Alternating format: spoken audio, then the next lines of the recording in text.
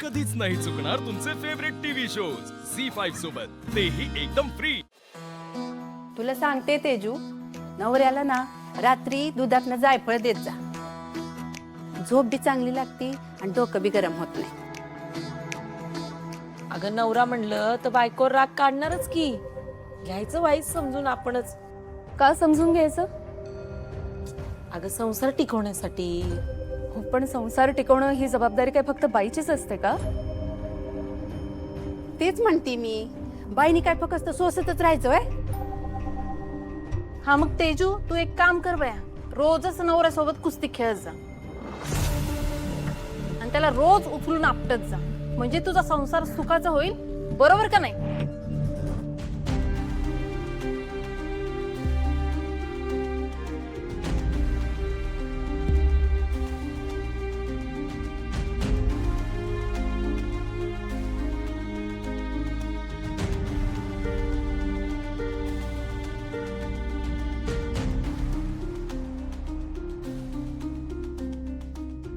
राजू, दूर जा।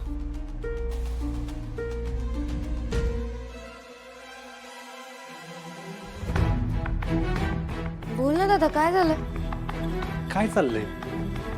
त्या बायका अजून इथं काय करते? अरे अडूनच बसलायत त्या, आता आमच्या घरात न जा म्हणून कसं सांगायचं त्यांना? बघ ना, मी तर एवढं कामाला लावलं तरी पण ते हालना झाल्यात, बसून राहिल्यात तशात। बरं, या सगळ्या गडबडीत तेजूशी बोलायचं राहून गेलं ना, म्हणून ती पण कसर भरून काढतात आता ते। मला ना तेजू झालं बघ होणं झालंय बरं का। बायकांनी ना सारखा सारखा तोच विषय काढून ना तेजूला पाक बेजार करून टाकला असं। काय काय बायकांचं तर बोलणं असं असतं ना, गिदाट पोच मारताना तसं बोलतात, म्हणजे वर्ण दाखवणार जखमीवर मलम लावायला आले का, ती जखम अजून कशी उघडी पडेल ना याच्याकडे जास्त लक्ष असतं यांचं। काम करतो मीच बोलतो त्यांच्याशी। सूर्य आली पण हा बोला की काका, आवाज येतोय का? हा हा बोला बोला। काकी हे काय इथंच आहे? शांता का ती पण इथंच आहे? काय काय सांगताय?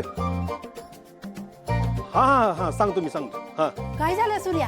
काय झालं काय? अख्खं घर तुम्हाला गावभर शोधतंय। अगो बया, चला चला, लय उशीर झाला की माझी सून तर माझ्या नावानं खडं फोडत असेल।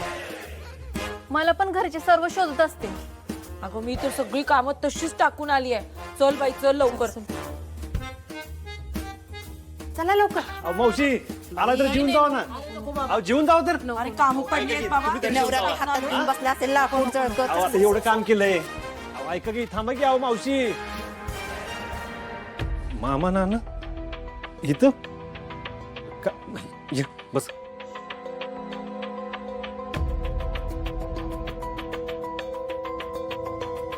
सूर्या, कामच तसे, जे काय झालं ते आम्हाला अजिबात पटलं नाही, पण आता तेच धरून बसण्यात काय अर्थ आहे का? सांग तूच काय ते सांग। सूर्या, आम्हाला डॅडीने बोलून घेतलं होतं, त्यांच्या पण मनात आहे सबमिट करून घ्यायचा। अरे तोच तर प्रस्ताव घेऊन आलोय तुझ्याकडं। मामा नाना, तुमचा कधी मी शब्द पडू दिला का? तुम्हीच सांगा मला। आणि डॅडींच्या शब्दाबाहेर जाणं मला किती अवघड जात असेल याची तुम्हाला चांगलीच कल्पना आहे। आपण समिट घडवून आणणार आहे, आपण कोण आहे? या सगळ्या शत्रू पावलांनी पुढाकार घेतला पाहिजे ना। ते घेतायत का? ते करतात का काय? गेले 2 दिवस एक साधा फोन केला नाही त्यांनी माफीसाठी। माफीचं सोडा, बायकोच्या काळजीने एकदा तरी फोन केला पाहिजे होता का? नाही, ते पण नाही केलेला। विचारा तेजूला। तेजू, एकदा तरी फोन आला का तुला? नाही। घ्या, तुम्हीच सांगा कुठल्या भरोश्यावर मी माझ्या बहिणीला पाठवायचं त्यांच्याकडे? त्यामुळे मला ना हे समेट मान्य नाही। सूर्या, आम्ही डॅडीला शब्द देऊन आलोय। हा ना मामा, एवढंच आहे ना, मी बोलतो डॅडींशी, तुम्ही नका काळजी करू। मी लावतो फोन त्यांना।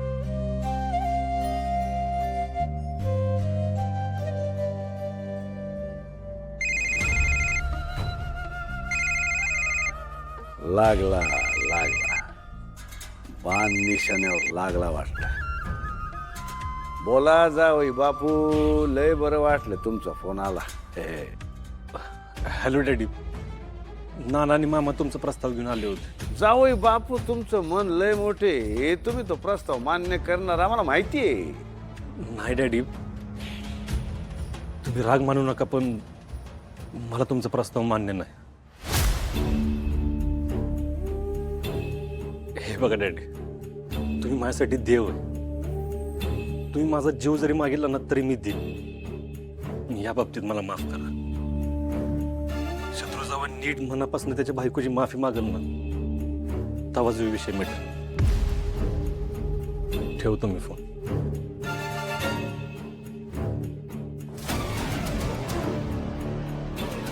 लायकी का भिकाऱ्याची. काय झालं डॅडी? माझा आलाय या सूर्याला आमचा प्रस्ताव मान्य नाही म्हणतो.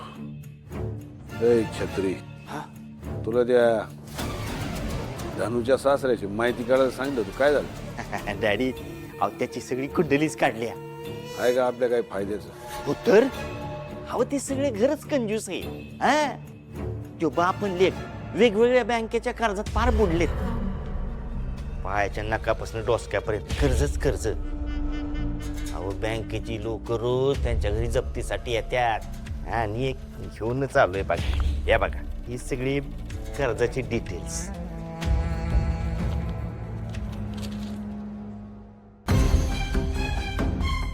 वा वा वा छत्री, शाबास. उगाच नाही तुला आम्ही सोबत ठेवत.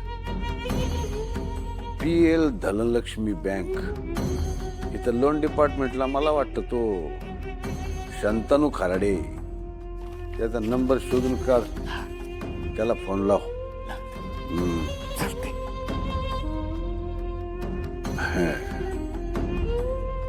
सूर्या, आता तुला तुझी लायकी दाखवतो की नाही बघ. आमचा प्रस्ताव नाही म्हणतो काय, आता तूच आमच्याकडे प्रस्ताव घेऊन येशील.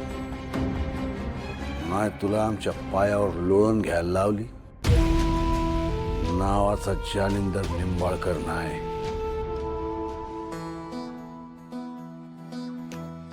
वा धने, भाकऱ्या पण तुझ्यासारखेच झालेत. खाणाऱ्याचं पोट पण ना एकदम मजबूत पाहिजे है ना दादा. राजू गप्पा बसा, नाही तुला ना भाकरीच्या पिठात मळून काढल. धरू दीदी, तुझ्या हातचं खाण्यापेक्षा ना मी उपाशी मरेल ग. गप्पा गप्पा बस ना. भांडू नका, जेवायला ये. खाऊ नको ते भाकरी, खाऊच नको. छान आहे ग. बस.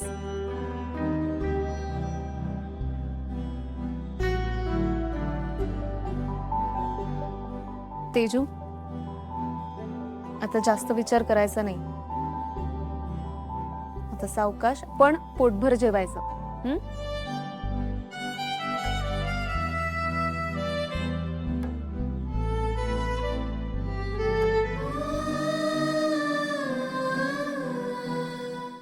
झी5 ॲप डाउनलोड करा आणि पहा सर्व एपिसोड्स एकदम फ्री.